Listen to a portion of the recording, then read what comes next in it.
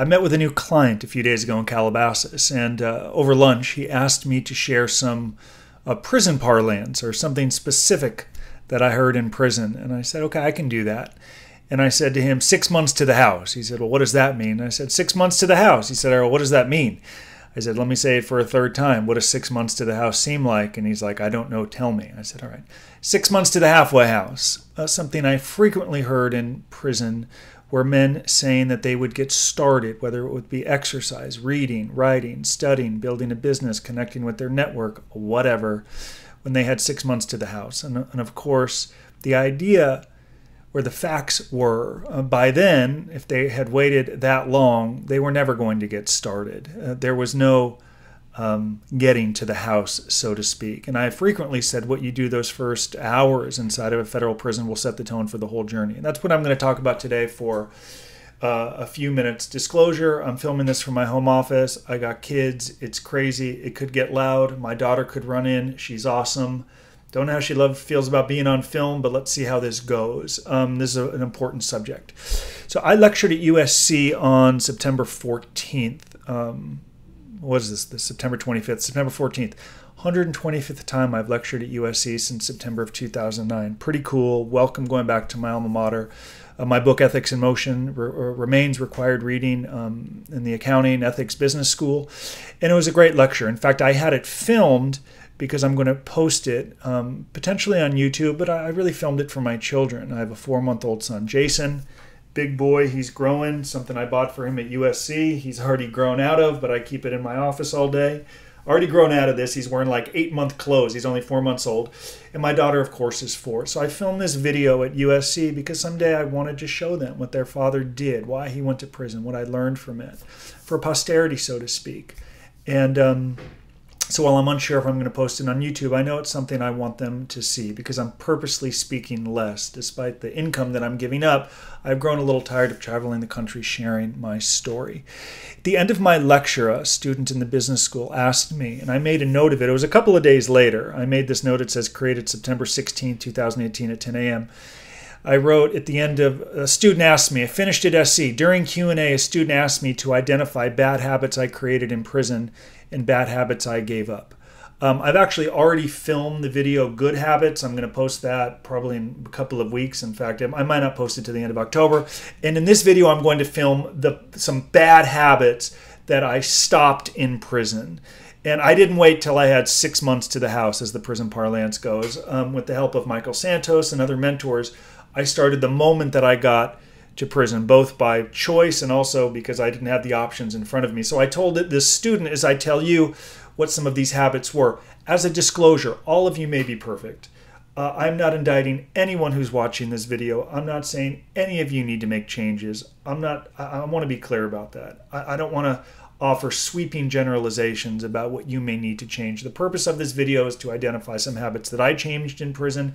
Perhaps if you need to make some changes, it will awaken you. It will get you thinking not about how boring prison can be or letting people scare you into what life on the inside could be, but rather creating some new habits and routines. Or as I wrote in Lessons from Prison, I still find a way to do the shameless plug for Lessons from Prison, which you can still get for free all these years later. As I wrote in Lessons from Prison, slow and steady wins the race.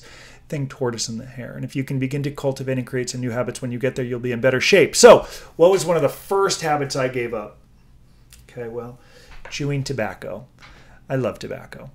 Love it. If I wasn't so obsessed with my teeth and health, I'd still chew. But moreover, I equated tobacco to my life before prison. When I was down and out fighting my case, the lawyers, the embarrassment, the shame, the press releases, I would tend to wallow in pity when denial didn't do the fix.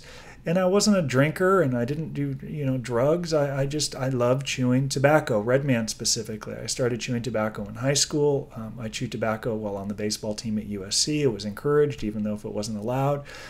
And I remember while fighting my case, some days while stressed or playing golf, I would throw in a huge wad of tobacco, and I just loved the feel of it. And I knew when I went to prison I had to give it up.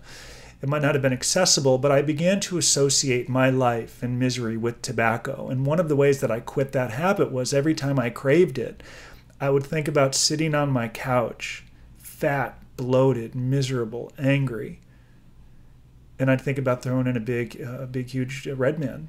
And I knew in prison I wanted to cut that habit out because I knew when I came home there'd be stress. Whether you're in prison or not, there's stress. And I didn't want to revert back to that. I wanted to remove that from my life for good. And it was hard. It's very easy to say you're going to be ethical in prison when others are paying your bills, just like it's easy to say you're going to be ethical in a classroom when you're not in corporate America facing pressure. So I knew when I came home the temptation to revert to chewing tobacco would be there. And in fact, it was as I was writing my second book, Ethics in Motion, my first year upon my release, and it was very difficult to write. I had all that time alone in prison to write lessons from prison. Then when I'm home working, I'm beginning to date, and I'm connecting with my family, and then I'm trying to write this book. And I remember sitting in my office, staring at the wall thinking, God, I'm thinking I'd love to throw this big thing of tobacco in, but I reverted back to how I felt before I went to prison. So that's the first habit I gave up on the inside, no more tobacco. And I've stuck with that habit 10 years after my release. Number 2, dwelling on the past. A tendency of mine before I went to prison was to think about how my life had fallen apart. And rather than focus on all the good that was in my life, all I did was obsess about where I once was, living the glory days, as Bruce Springsteen, glory days. I love to talk about the glory days of playing baseball at USC and being the youngest broker that Bear Stearns hired at 26, and that $300,000, $400,000, $500,000 I was making legally, ethically, before I ever broke the law in facilitating this fraud for a client. And I would just dwell on the past and sit there thinking, what have I done? Why didn't I appreciate, all I had? What is wrong with me? So in prison, with the help of Michael Santos, I told myself, I'm not going to dwell on the past anymore. I can't change it. It's good to be introspective, reflective. That's what leaders do. But if you're too introspective or reflective, it can become debilitating. It can impede you from making progress. And that was the case with me. I mean, before I went in, and even shortly after my surrender, I would, go for a long run and sit there and think, my God, I'm in federal prison. It's Tuesday, June 4th. I should be working. I should be building a business. Yet here I am in prison. What did I do that led me here? How did I cross the line? How did I create victims and hurt my family and just ruin so much? I had so much privilege, so much opportunity. And I get a lot of negative feedback from people that say I had it easier than most. Guess what? I did. I didn't go to prison with children. I know it's harder to go to prison with children. And despite having it better than most, I was still constantly dwelling on the past. And that's something I resigned myself to stop in prison. And now I've been much better about that since I'm home. Am I perfect? No, I'm human. I make mistakes. But that is a second goal I shared with the student at USC of no longer dwelling on the past. That's a habit I continue to cultivate daily. 3, watching golf all day. Just like the chewing tobacco, there were days when I was fighting my case, when I wasn't selling real estate, where I would literally lock myself, imprison myself in my home, and watch golf on a Saturday or Sunday for 8, 9, or 10 hours, and shut off my phone, not leave, sit there eating the In-N-Out, the double doubles, the French fries, Tito's tacos. I was a fat, bloated pig. Felt miserable for myself. And I'd sit there, and when the tobacco wasn't in, the food wasn't in my mouth, and I'd watch Tiger Woods and Ernie Els and Davis Love and men that I admired because they had achieved their dreams in life, and I'm sitting there on the couch in a dark room envying them. And envy is not always great. Envy, to a degree I read in prison, means you don't want them to have it. And I was jealous of them, and I loathed them, yet I couldn't stop watching. It was hard for me before I went to prison. It was harder than prison, okay? So in prison, I said, I'm not watching any more golf. I watched one day Tiger Woods win the U.S. Open in a playoff in June of 2008. The only time I watched golf on the inside. Because I associated watching golf with my life before prison, like tobacco. I wanted to get away from it. Like dwelling on the past, I wanted to move forward, learn from the past, but move forward. So even now, I love golf. I played 3 times since my son was born 4 months ago. But I tell my wife every now and again, I've been watching golf for like 30, 40 minutes. It's enough. Even when it's the Masters or the U.S. Open, events I love, I say, it's enough. I got to go do something else. I take my daughter to the park, or I read a book. I'm reading The Art of War. Which Michael Santos introduced me to again in prison. I'm reading a book on, time management, and I'm always taking notes, and I'm always just reading. I'm reading a book on Ben Hogan's golf, and anytime I feel like I'm reverting to any behavior or bad habit I had before prison, I just stop. So 30 minutes, 40 minutes of golf, that's it, I'm done. Even on Sunday, Tiger Woods, I'm a huge fan of. I didn't watch more than an hour of it, because once I started to get complacent and fall back into that habit, I revert back to this horrific habit of before I went to prison of sitting on the couch all day, lazy, bloated, miserable, feeling sorry for myself, watching golf. Don't want to do it anymore. Number 4, comparing myself to others. Still a problem I have. But in prison, I realized that for so many years I had compared myself to others. It was a terrific habit, terrible habit, terrific. Is that a Freudian slip? Not a terrific habit, terrible habit. And so I'm sharing this with you. I hope you're thinking perhaps about some habits you may need to cultivate in prison. That's why I'm filming this video. I know few of you could probably care less about maybe these habits that I cultivated. Maybe they relate to you. Maybe it will compel you to stop this video and write down some habits that you need to change. These videos only work if you take action, if you implement and follow through on what I teach. If not, I'm just a talking head for 5 or 10 or 15 minutes you like or dislike the video and move on, and it's not long lasting. So I'm hope that at the end of this video or now, stop it, go elsewhere and write down some habits you have to change in prison. I didn't, that's why I'm filming this video. Some of you I may speak with you, many of you I may not. Some I may work with, some I may not. I want you to be successful regardless. And you don't wait till you have 6 months to the house to begin cultivating new habits. I hear the kid. You don't wait until you have 6 months to the halfway house to begin cultivating habits. You cultivate them the day you get in prison. So the 4th one, comparing myself to others. I struggled with that, and you may compare yourself to others. And I have friends now, I'm 43, who have built businesses that are worth $100 million. A friend of mine with whom I'm close sold a business last year for $20 million. And friends of mine before I went to prison, friends who attended my sentencing, who were married with children, who were fit, who were strong, who did it the right way, and just did slow and steady. And in prison, and before I went in, I used to just compare myself to others and think about where they were in life. You know what's humbling in life? When you're not where you think you're supposed to be. That's hard. And that's actually what I told students at USC. There was a lot of pressure that came with my upbringing. I'm not complaining. I chose it. I was fortunate to have breaks. I hit the parent lottery in life. I was privileged to have coaches that held me accountable and to play baseball and get an education out of school like USC. I had the breaks, yet it wasn't enough. And in prison, I realized, and Michael Santos helped me a great deal, he helped me feel gratitude for what I had left and what was remaining in my life, my health, my family, and I touch on this in the other video, rather than comparing myself to others. Because in reality, I still had it better than most. I still had my mind. I had a will and a resolve to become better. But in prison, a habit that I desperately worked to change was comparing myself to others. Moving on, 2 more, talking about my values. I can tell you I was a walking platitude before I went to prison. I would talk about my values, but I didn't live faithfully to them.